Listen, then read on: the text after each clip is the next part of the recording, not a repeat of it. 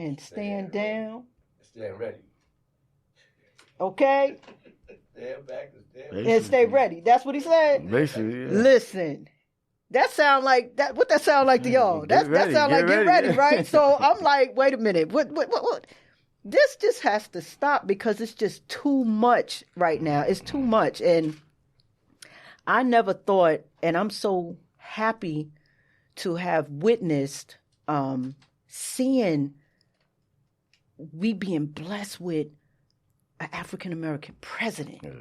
Now we getting ready to have an African American vice president. And not only that, she's a woman, and nothing for nothing, it doesn't really matter if you can do that job. If you can do the job and you can do for the people that you say what you're going to do, you do it.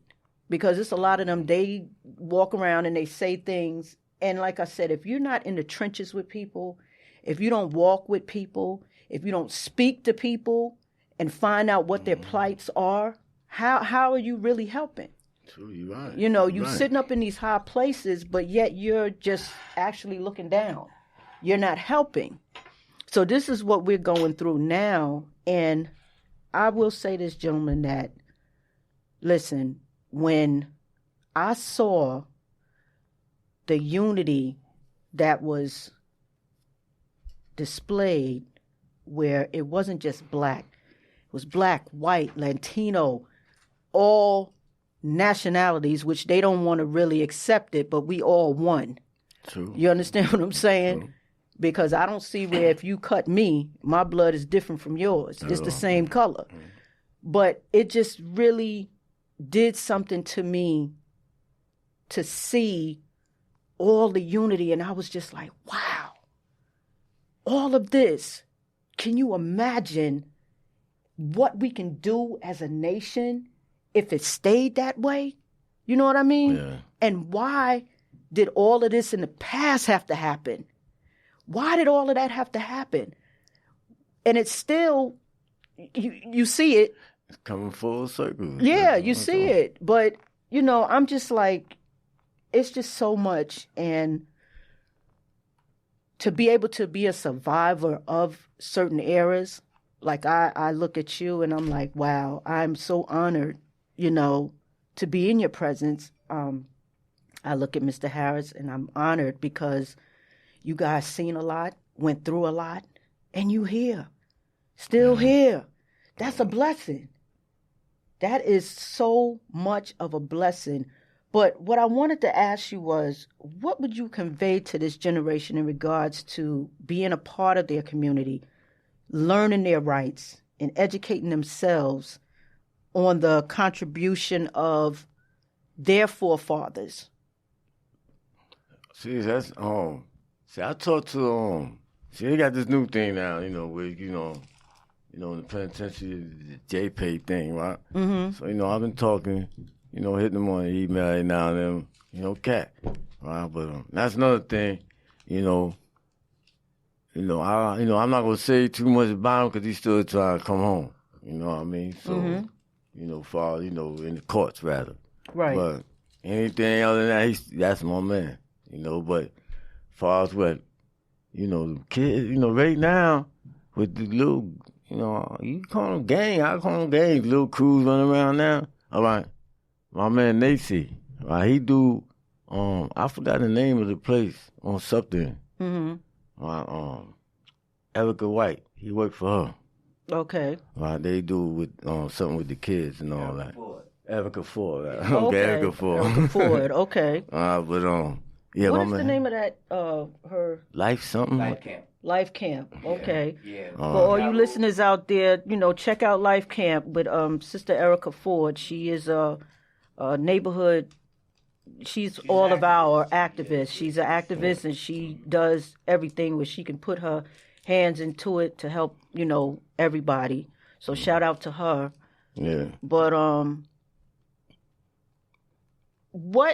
let me ask you, Mr. Harris, what would you convey to this generation in regards to being a part of, the community, learning their rights, contributions of past, those that were there before, and the relevancy of knowing who they are today as young men and women. I think the first thing I would try to convince them is to get out of the Willie Lynch syndrome. Understand? Because we can cry about what others do to us, but until we stop doing us, we're not going to find favor with the Creator. Right. It's just that simple. That's true. That is so true. If we treat each other like we supposed to treat each other and live like we supposed to live, then the forces that get behind us to straighten out that other side, be said and done. That's true. But it's not easy. It's a syndrome that started hundreds of years ago. See, so, and I had this conversation with someone. I said, well, when the black man was a slave and they saw the white man take their women and do what they wanted to with their children, who did that man take his frustration out on? They took it out on each other and it became learned behavior. Right. Because they couldn't beat the white man up. True. Right? So we wound up beating each other, and then the white man even turned that and had the field niggas beating the house niggas, beating the field niggas when the field niggas didn't do right. Right. See, so it became ingrained that we didn't like each other from teaching. It wasn't natural. That's not the way we came out of Africa. No. But it has to be a mindset of, that's my brother. And see, what they call gangs, other people call fraternities. Okay. You understand? So that part right there. See, that part right there. We let other people label us. Right. When we need to be labeling ourselves. But we also need to walk in a certain path too. All right. To have the right to demand that. Exactly. See, and at the end of the day, you can't have a Moses without a Pharaoh. All right. So as long as there was a president, there was no Moses to come and say, set my people free. But there's going to be somebody that come up to this Pharaoh that's in the making. Okay. See, and I'm going to give you a sign. Now, God hardened Pharaoh's heart, right? Yes, he did. It take a cold heart to let 200,000 of your citizens die. And you're talking about we turning a corner. Right? Whoa. But now, see, we're going to find out how prophetic the Bible is, because also in the Bible, one of the things that happened to Pharaoh, when plagues got set upon him, was he lost one of his sons. Yes, he did. So let's see if Donald Trump loses one of his sons to the coronavirus. Okay. Wow, okay. That's a good one. And that, my friends, that is that was powerful. I don't even know. That was powerful right there, because that is so true, how everything is just depicting itself and people don't even know it, how much of a relevance it is to Revelation and how this thing is playing itself out. And the sad thing is, he don't even know. Remember Judas Iscariot?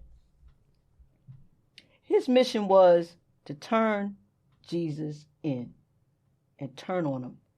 He didn't even know the significance of his role, even though it was as a traitor, but he didn't even know. Right. And it's the same thing with this man. He don't even know that he's being played to fulfill a prophecy. And, we know that, I'm not going to speak for everybody else, but I know the God I serve, he's able to stop this just like this. But what's happening is, what happened when you see all these things going on, like you just said it, Pharaoh, being very stubborn, not listening, power, and he sent through things like you got Noah, and he's preparing things and he's sending it through, and people not listening. They not listening. And they could say what they want to say about Cuomo. Listen, that man right there. I like Cuomo. That man, let me tell you something. He's a warrior. And he stands his ground. That's somebody that you need that's not nobody that's going to back down or compromise the safety of the people here. Because if it wasn't for him, we wouldn't even be, we would still be past the epicenter, past it. So I'm just grateful. I'm so grateful. Y'all just don't know how grateful I am that it didn't touch my family. It didn't touch me. Because first and foremost, I'm not being hard-headed. Put them damn masks on, y'all. Okay. What's hard about that? What is hard about putting a mask on and protecting yourself? It's simple. It's so simple. But my brothers, you know, I'm so honored. I'm honored. And then I got a special guest on the side. I ain't even know. But I appreciate, you know, the presence of these two kings in here with me. You know, it's so epic. Thank you, Mr. Gardner. Thank you, Mr. Harris, for, you know, just blessing this show with your presence. And to my beautiful kings and queens, thank you for tuning in. To God, my creator, I humble myself because it's through you that all things is possible, and I'm nothing without him. Y'all stay safe out there. Wear the mask. Wash your hands, social distance. And just remember a little thing. With a little love, understanding, and some edification, y'all, we too can make it all right. Peace and love, y'all. All 7, y'all.